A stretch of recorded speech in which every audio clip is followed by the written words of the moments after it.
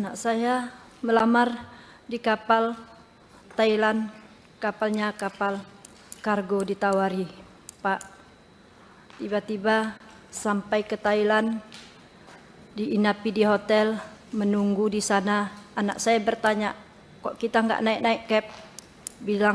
Dibilang kapten, kita menunggu kapal yang ditawari sama kita, kapal kargo. Entah macam mana, ditanya lagi sama anak saya, kapalnya belum siap kita diperintah bawa kapal yang satu ini, kapal tanker. Kapal tanker bermuatan minyak. Jadi anak saya ya ngikutlah Pak, ngikut. Terus orang itu naik, saya tak tahu entah naik dari mana, naik kapal orang itu. Kira-kira ada entah 3 hari, saya dengar anak saya tertangkap membawa narkoba. Makanya kami sebagai orang tua, kami terkejut Pak, kok bisa dia bawa narkoba? Kapalnya kok bisa jadi kapal tanker? Dijanjikan kapalnya kapal kargo.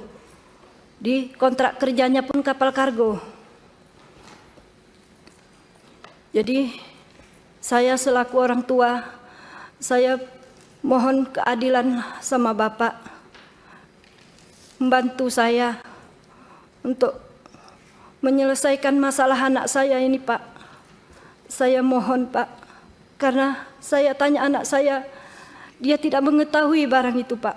Saya tanya, jadi tahunya dari mana? Setelah penangkapan Mak, barulah tahu saya itu bawahnya itu narkoba.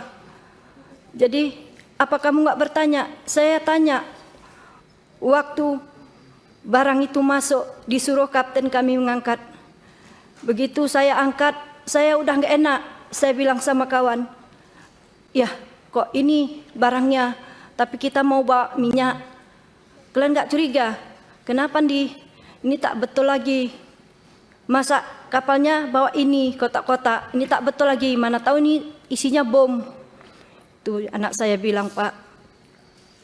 Jadi kata kawan-kawannya. Dan itu dalam persidangan, ucapan dari anak ibu diakui oleh si kapten dalam persidangan bahwa Pak, memang si anak ini terkonfirmasi ya Pak. Ya, ditanya di sidang, si kapten maupun ada wakilnya Pak Tambunan mengakui memang si anak ini bertanya ini apa.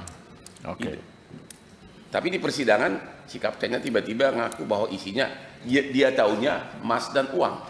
Iya. Jadi bagaimana mungkin 4 triliun, ya 4 triliun dia nggak tahu, dia dipercaya oleh si kapten, oleh si pemilik kapal. 4 triliun nilainya. Mungkin masih ada, silakan. Sudah itu paginya nggak enak dia, didatanginya kaptennya ke atas, ditanyanya, Cap, itu barang apa? Ayo kita periksa. Mana tahu itu entah bom. Enggak katanya itu uang sama emas. Jadi disambung anak saya lagi, kalau itu uang sama emas Cap, kenapa dimasuki di ruang palka? Saya tak tahu ruang palka itu apa Pak. Kenapa dimasuk di situ? Enggak apa-apa biar aman katanya. Begitu anak jadi saya itu diakui bilang. Di persidangan. Iya, diakui semua kawan-kawannya, kapten pun mengakui Pak. Udah itu si Pandi disuruh lagi mencopoti bendera. Dibantah bikin anak saya lagi Pak. Kenapa dicopot lagi benderanya Cap? Apa nanti enggak bermasalah? Setahu saya kalau belayar, kapal kita belayar tak boleh dicopoti benderanya. Enggak apa-apa, kata si kapten. Selagi kita belayar enggak apa-apa, nanti kita ganti. Benderanya udah jelek, dibilangnya gitu. Anak saya enggak sanggup menaikkan ke atas itu Pak, mencopot benderanya, digantilah sama si Leo. Barulah itu tercopot benderanya. Itulah terus Pak, enggak lama kami dapat informasi tertangkaplah kapalnya. Begitulah cerita anak saya. Terima kasih. Download Tribun X sekarang, menghadirkan lokal menjadi Indonesia.